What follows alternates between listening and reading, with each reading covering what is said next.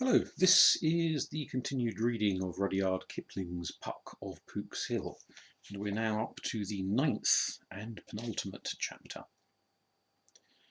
The Bee Boy's Song. Bees, bees, hark to your bees, hide from your neighbours as much as you please, but all that has happened to us you must tell, or else we'll give you no honey to sell. A maiden in her glory upon her wedding day must tell her bees the story, or else they'll fly away, die away, dwindle down and leave you. But if you don't deceive your bees will not deceive you. Marriage, birthing or burying, news across the seas, all you're sad or merrying, you must tell the bees, tell 'em coming in and out where the fanners fan, 'cause the bees are just about as curious as a man. Don't you wait where trees are when lightning plays, nor don't you wait where bees are, or else they'll pine away, dwine away, anything to leave you. But if you never grieve your bees will never grieve you. Dymchurch Flit. Just at dusk, a soft September rain began to fall on the hop pickers. The mothers wheeled the bouncing perambulators out of the gardens, bins were put away, and tally books made up. The young couples strolled home, two to each umbrella, and the single men walked behind them laughing. Dan and Una, who had been picking after their lessons, marched off to roast potatoes at the oast house, where old Hobden, with blue-eyed Bess, his lurcher dog, lived all the month through, drying the hops.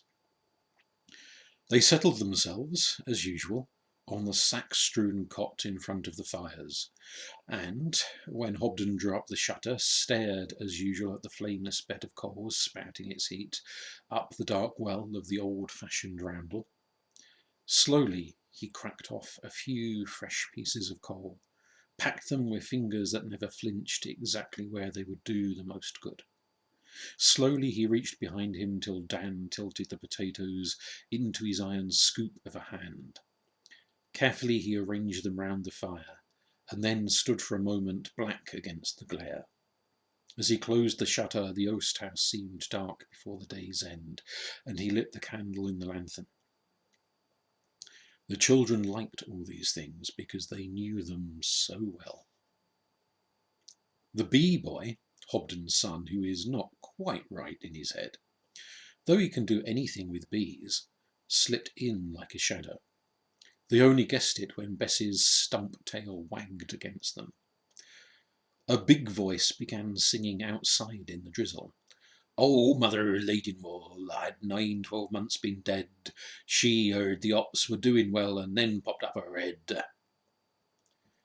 "There can't be two people made to holler like that," cried old Hobden, wheeling round. "For she says the boys I picked with when I was young and fair, they're bound to be a hopping, and I'm—" A man showed at the doorway. "Well, well, they do say Upton'll draw the very deadest, and now I believed 'em. You, Tom Shoesmith?" Hobden lowered his lanthorn. "You're a of a time making your mind to it, Ralph." The stranger strode in, 3-4 inches taller than Hobden, a grey whiskered brown-faced giant with clear blue eyes. They shook hands, and the children could hear the hard palms rasp together. "You ain't lost none of your grip," said Hobden. "Was it 30 or 40 year back you broke my head at Peems Marsh Fair?" "Only 30, and no odds between us regarding heads." "Neither. You had it back at me with a hot pole. How did we get home that night? Swimming?" "Same way the pheasant come into the gub's pockets. By a little luck and a deal of conjuring." Old Hobden laughed in his deep chest. "I see you've not forgot your way about the words. Do you do any of this still?" The stranger pretended to look along a gun. Hobden answered with a quick movement of the hand, as though he were pegging down a rabbit wire. "No, that's all left me now. Age she must as age she can. And what's your news since all these years?" Oh, I've been to Plymouth, I've been to Dover, I've been rambling boys the wide world over, the man answered cheerily. I reckon I know as much of old England as most. He turned towards the children and winked boldly. Aye, they told you a sight of lies then. I've been into England for far as Wiltshire once. I was treated proper over a pair of edging gloves, said Hobden. There's fancy taught everywhere. You've cleaved to your own parts pretty middling close, Ralph. Can't shift an old tree without it dying, Hobden chuckled. And I be no more anxious to die than you look to be to help me with my ops tonight. The great man leaned against the brickwork of the roundel and swung his arms abroad. Hire me, was all he said, and they stumped upstairs laughing. The children heard their shovels rasp on the cloth, where the yellow hops lie drying above the fires, and all the oast house filled with a sweet, sleepy smell as they were turned. Who is it? Una whispered to the bee-boy. Dunno, no more'n you, if you dunno, said he, and smiled. The voices on the drying floor talked and chuckled together, and the heavy footsteps moved back and forth. Presently a hop pocket dropped through the press hole overhead, and stiffened and fattened as they shovelled it full. Clank went the press, and rammed the loose stuff into tight cake. Gently, they heard Hobden cry. You'll bust her crop if you lay on so. You be as careless as Gleeson's ball, Tom. Come and sit by the fires. She'll do now. They came down, and as Hobden opened the shutter to see if the potatoes were done, Tom Shoesmith said to the children, Put a plenty salt on 'em. That'll show you the sort of man I be. Again he winked, and again the bee-boy laughed, and Una stared at Dan. I know what sort of man you be, old Hobden grunted, groping for the potatoes round the fire. Do ye? Tom went on behind his back. Some of us can't abide horseshoes, or church bells, or running water, and talking of running water. He turned to Hobden, who was backing out of the roundel. Do you mind the great floods at Robertsbridge, when the miller's man was drowned in the street? Middling well. Old Hobden let himself down on the coals by the fire door. I was caught my woman on the marsh that year. Carter to Mus Plum I was, getting 10 shillings week. Mine was a marsh woman. Wonderful odd gates, places, Romney Marsh, said Tom Shoesmith. I've heard say the world's divided like into Europe, Asia, Africa, America, Australia, and Romney Marsh. The Marsh folks think so, said Hobden. I had a trouble to get my woman to leave it.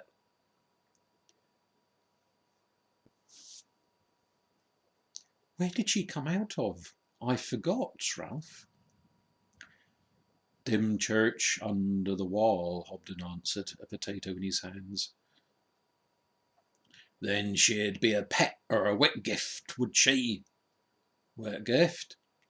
Hobden broke open the potato and ate it with the curious neatness of men who make most of their meals in the blowy open. She growed to be quite reasonable light after living in the weald a while. For our first 20 year or two she was odd-fashioned, no bounds, and she was a wonderful hand with bees. He cut away a little of the potato and threw it out to the door. I've heard say the wet gifts could see further through a millstone than most, said Shoesmith. Did she now? She was honest, innocent of any nigromancing, said Hobden. Only she'd read signs and significations out of birds flying, stars falling, bees hiving and such. And she'd lie awake listening for calls, she said. That don't prove naught, said Tom. All marsh folk have been smugglers since time everlasting. 'Twould be in her blood to listen out o' nights. Naturally, old Hobden replied, smiling. I mind when there was smuggling a sight nearer us than the marsh be. But that wasn't my woman's trouble. 'Twas a passel o' nonsense talk, he dropped his voice, about Pharisees. Yes, I've heard the marsh men believed in 'em. Tom looked straight at the wide-eyed children beside Bess. Pharisees? Cried Una. Fairies! Oh, I see. People of the elves, said the bee-boy, throwing half of his potato towards the door. There you be, said Hobden, pointing at him. My boy, he has her eyes and her out-gate senses. That's what she called 'em. And what did you think of it all? Hobden rumbled. A man that uses fields and shores after dark as much as I've done. He don't go out of his road, except for keepers. But setting that aside, said Tom coaxingly, I saw you throw the good piece out of doors just now. Do you believe, or do you? There was a great black eye to that tater, said Hobden indignantly. My little eye didn't see 'un then. It looked as if you meant it for anyone that might need it. But setting that aside, do you believe, or do ya? I ain't saying nothing, because I've heard naught, and I've seen naught. But if you was to say there was more things after dark in the shores than men, or fur, or feather, or fin, I dunno as I'd go far to call you a liar. Now turn agin, Tom, what's your say? I'm like you, I say nothing, but I'll tell you a tale, and you can fit it as how you please. Parcel o' no sense stuff, growled Hobden, but he filled his pipe. The Marshmen, they call it Dymchurch Flit. Tom went on slowly. Hap you heard of it? My woman, she've told me scores o' times. Dunno's I didn't end by belifting it sometimes. Hobden crossed over as he spoke and sucked with his pipe at the yellow lanthorn flame. Tom rested one great elbow on one great knee, where he sat among the coal. Have you ever been to the marsh? He said to Dan. Only as far as Wat Rye once, Dan answered. Ah, that's but the edge. Back behind of her there's steeples settin' beside churches, and wise women settin' beside their doors, and the sea settin' above the land, and ducks herding wild in the dicks. He meant ditches. The marsh is just about riddled with dicks and sluices and tide gates and waterlets. You can hear 'em bubbling and grummelin' when the tide works in 'em, and then you hear the sea ranging left and right-handed all up along the wall. You've seen how flat she is, the marsh. You'd think nothing easier than to walk on across her. Ah, but the dicks and the waterlets, they twists the roads about as ravelly as witch yarn on the spindles. So you get all turned round in broad daylight. That's because they drained the waters into the dicks, said Hobden. When I courted my woman, the rushes were green. Me, the rushes was green, and the bailiff of the marshes, he rode up and down as free as the fog. Who was he? Said Dan. Why, the marsh fever and ague. You've clapped me on the shoulder once or twice till I shook proper. But now the draining of the waters have done away with the fevers, so they make a joke like that the bailiff of the marshes broke his neck in a dike. A wonderful place for bees and ducks 'tis too. And old, Tom went on, flesh and blood have been there since time everlasting beyond. Well now, speaking among themselves, the marshmen say that from time everlasting beyond, the Pharisees favoured the marsh above the rest of old England. I lay the marshmen ought to know. They've been out after dark, father and son, smuggling one thing or t'other, since ever wool grew to sheep's backs. They say there was always a middling few Pharisees to be seen on the marsh. Impudent as rabbits they was. They'd dance on the naked roads in the naked daytime. They'd flash their little green lights along the dikes coming and going like honest smugglers. Yes, and times they'd lock the church doors against parson and clerk o' Sundays. That'd be smugglers laying in the lace or the brandy till they could run it out of the marsh. I told my woman so, said Upton. Our lay she didn't lift it then, not if she was a Whitgift. A wonderful choice place for Pharisees, the marsh, by all accounts, till Queen Bessie's father, he come in with his reformatories.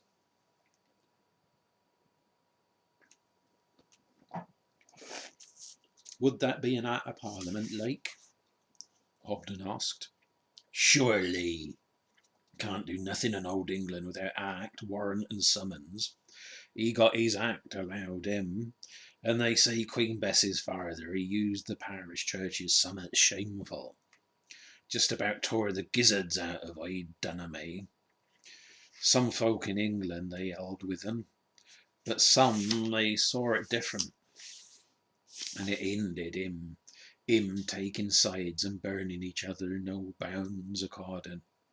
Which side was top time being. That terrified the Pharisees, for goodwill among flesh and blood is meat and drink to 'em, and ill will is poison. Same as bees, said the bee-boy. Bees won't stay by a house where there's eating. True, said Tom. This Reformation's terrified the Pharisees, same as the reaper going round. A last stand of wheat terrifies rabbits. They packed into the marsh from all parts, and they says, fair or foul, we must flit out of this, for merry England's done with, and we've reckoned among the images. Did they all see it that way? Said Hobden.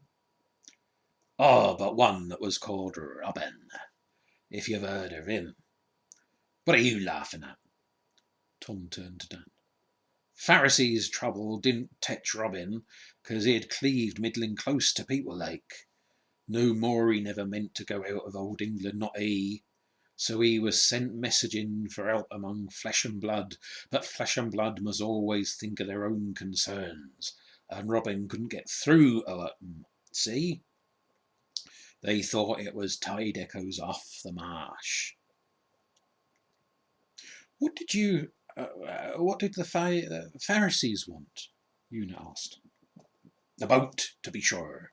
Their little wings could no more cross channel than so many tired butterflies. A boat and a crew they desired to sail 'em over to France, where yet a while folks hadn't tore down the images. They couldn't abide cruel Canterbury bells ringing to Baltherave, for more poorer men and women to be burned, nor the king's proud messengers riding through the land giving orders to tear down the images. They couldn't abide it in no shape, nor yet they couldn't get their boat and crew to flit by without leave and goodwill from flesh and blood. And flesh and blood came and went about its own business, the while the marsh was swarving up with Pharisees from all over England, striving all means to get through flesh and blood to tell 'em their sore need. I don't know as you've ever heard say Pharisees are like chickens.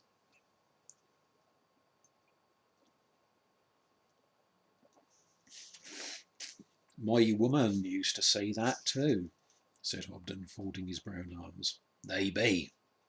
You run too many chickens together, and the ground sickens like, and you get a squat, and your chickens die. Same way you crowd Pharisees all in one place. They don't die, but flesh and blood walking among 'em is apt to sick up and pine off. They don't mean it, and flesh and blood don't know it, but that's the truth, as I've heard. The Pharisees, being all stenched up and frighted and trying to come through with their supplications, they naturally change the thin airs and humours in flesh and blood. It lay on the marsh like thunder. Men saw their churches ablaze with a wildfire in the windows after dark. They saw their cattle scattering and no man scaring, their sheep flocking and no man driving, their horses lathering and no man leading. They saw the little low lights, green lights more than ever in the dicksides. They heard the little feet pattering more than ever round the houses. And night and day, day and night was all as though they were being creeped on and hinted at by someone or other that couldn't rightly shape their troubles. Oh, why they sweated, man and maid, woman and child. Their nature done 'em no service all the weeks while the marsh was swathering up with Pharisees. But they was flesh and blood and marshmen before all. They reckoned the signs signified trouble for the marsh, or that the sea 'ud rear up against Dymchurch wall and they'd be drowned like old Winchelsea, or that the plague was coming. So they looked up for the meaning in the sea or in the clouds, far and high up. They never thought to look near and nigh it, where they could see naught.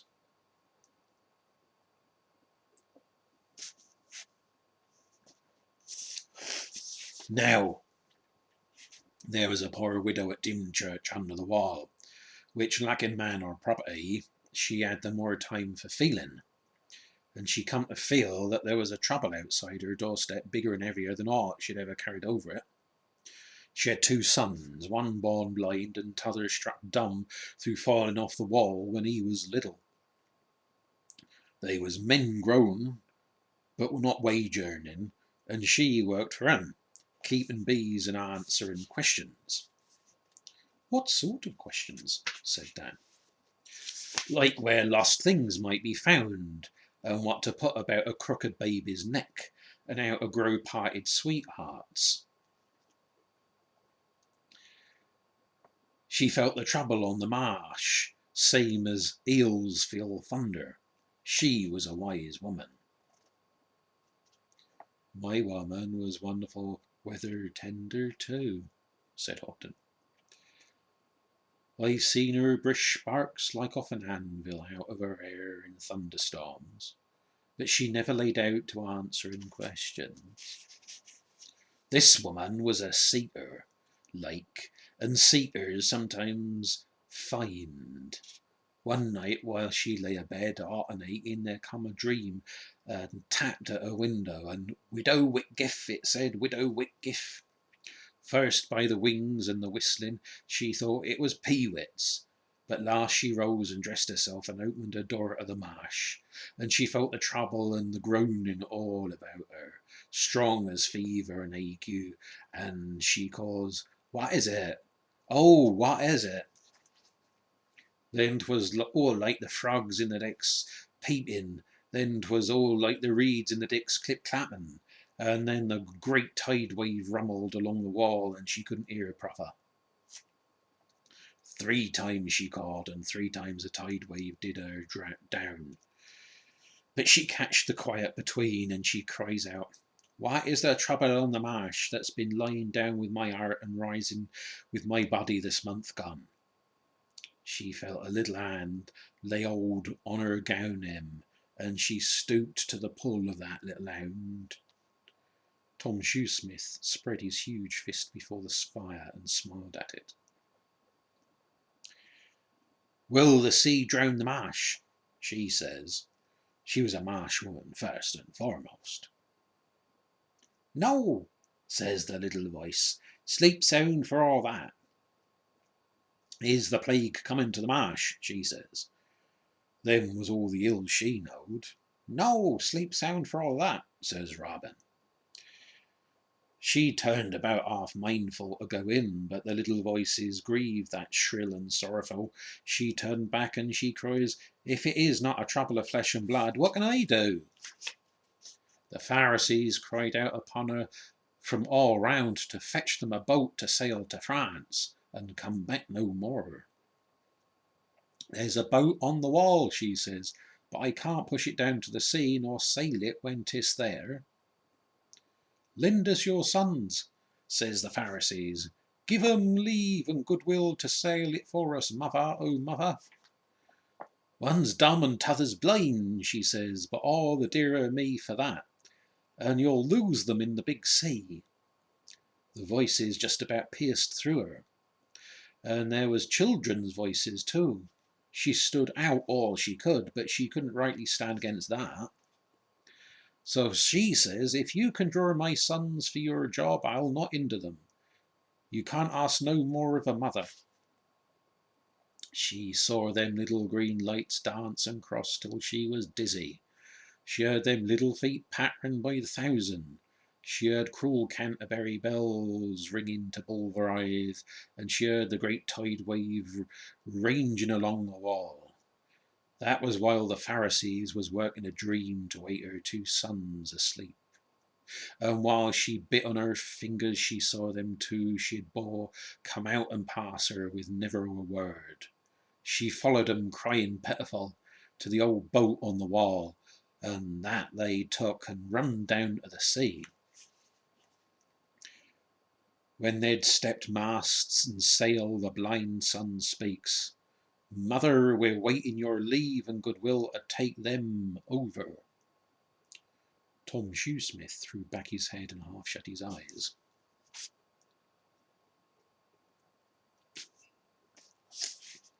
Me, she says. She was a fine, valiant woman, the widow Whitgift. She stood twisting the ends of her long hair over her fingers, and she shook like a poplar, making up her mind. The Pharisees all about, they hushed their children from crying, and they waited dumb still. She was all their dependence. Thought her leave and goodwill they could not pass, for she was the mother. So she shook like an apple tree, making up her mind. Last she drives the word past her teeth, and go, she says, go with my leave and goodwill. Then I saw her, then they say, she had to brace back same as if she was wading in tide water, for the Pharisees just about flowed past her down the beach to the boat. I done 'em any of them, with their wives and children and valuables all escaping out of cruel old England. Silver you could hear clinking, and little bundles hove down done on the bottom boards, and passels of little swords and shields rattling, and little fingers and toes scratching on the boat side to board her when the two sons pushed her off. That boat she sunk lower and lower, but all the widow could see in it was her boys moving hampered like to get at the tackle. Up sail they did, and away they went deep as a rye barge, away into the offshore mists, and the widow Whitgift she sat down and eased her grief till morning late. I heard she was never all alone, says Hobden. I remember now, the one called Robin, he stayed with her, they tell. She was all too grievous to listen to his promises. Ah, she should have made her bargain beforehand. I always told my woman so, Hobden cried. No, she loaned her sons for a pure love loan, being as she sensed the trouble in the marshes, and was simple good willing to ease it. Tom laughed softly. She done that. Yes, she done that from Ive to Bulveride. Fretty man and pretty maid, ailing woman and wailing child. They took the advantage of the change in the thin airs just about as soon as the Pharisees flitted. Folks come out fresh and shining all over the marsh, like snails after wet. And that while the widow Whitgift sat grieving on the wall. She might have believed us. She might have trusted her sons would be sent back. She fussed no bounds when their boat come in after 3 days. And of course the sons were both quite cured, said Una. No, that would have been out of nature. She got 'em back as she sent 'em. The blind man, he hadn't seen naught of anything, and the dumb man, naturally, he couldn't say aught of what he'd seen.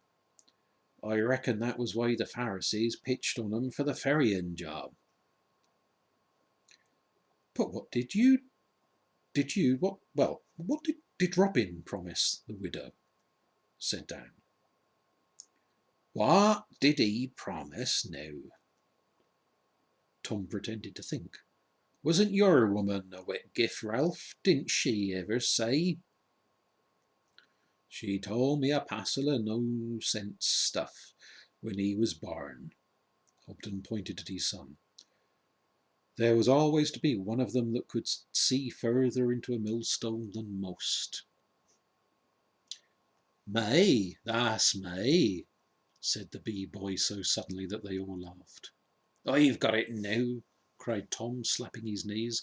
So long as Whitgift blood lasted, Robin promised there would always be one of her stock, that no trouble 'ud lie on, no maid 'ud sigh on, no night could frighten, no fright could harm, no harm could make sin, and no woman could make a fool of. Well, ain't that just me? Said the bee boy, where he sat in the silver square of the great September moon that was staring into the oast house door.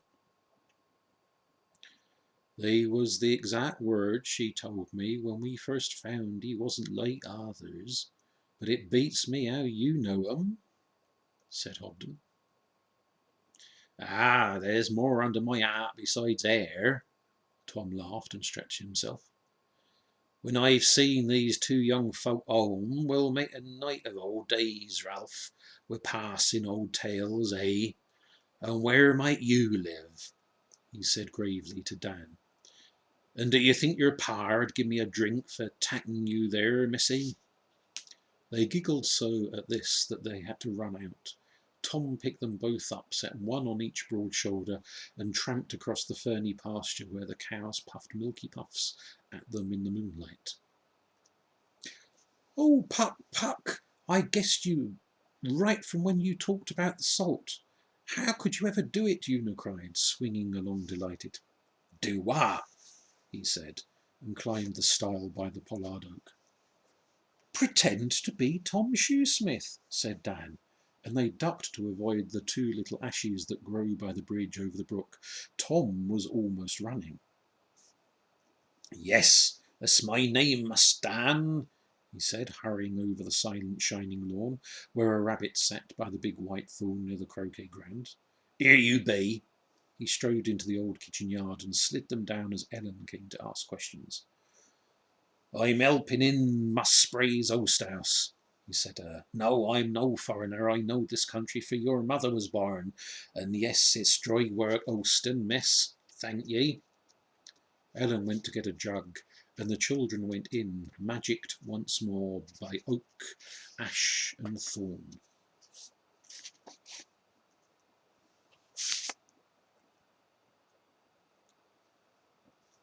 A three-part song. I'm just in love with all these three, the weald and the marsh and the down-come tree, nor I don't know which I love the most, the weald or the marsh or the white chalk coast.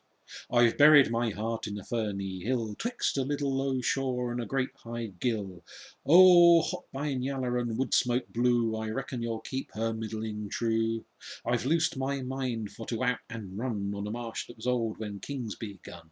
Oh, Romney Level and Brenzett Reeds, I reckon you know what my mind needs. I've given my soul to the Southdown grass, and sheep bells tinkled where you pass. Oh, furl and ditchling and sails at sea, I reckon you keep my soul for me.